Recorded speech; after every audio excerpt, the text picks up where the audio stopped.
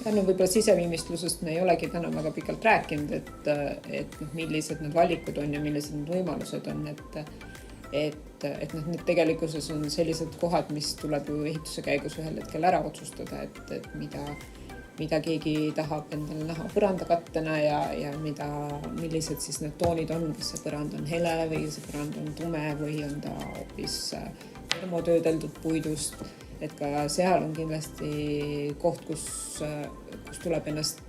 majaehituse faasis kurssi viia ja need valikud on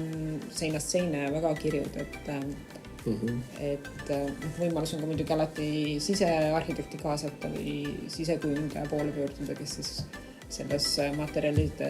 rägastikus aitab vajadusel orienteeruda. Jah, võib-olla jällegi meie kogemuse põhjalt võiski öelda ka, et kui inimestel on väga selline selge tunnetus endal olemas selle sisedisaini osas, siis loomulikult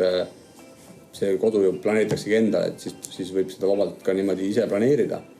Aga kui see tunnetus puudub, siis oleks mõistlik tegelikult siis sisekujundaja või sisearhitekti poolega pöörduda. Ja seda võiks teha ikkagi võimalikult varases faasis, kui ikkagi ehitus on teada, et see hakkab pihta.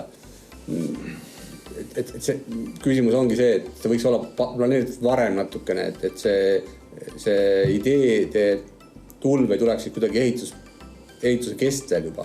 Kui me oleme ühtemoodi planeerinud hoone ja järsku tuleb välja, et me peame ikkagi väga palju muutma siseviimistlusest johtuvalt, et siis see on kindlasti protsessi seisukohast probleem ja pigem teeb selle asja keerulisemaks ja kallimaks kokkuvõttes. Ehk siis sisekujundaja võiks olla kaasatud juba võimalikult varases staadiumis, kui arhitektuurne projekt on valmis saanud. Aga on ka väga palju näiteid, kus ikkagi meie tellijad teevad ise oma sisekujunduse ja võib öelda, et niimoodi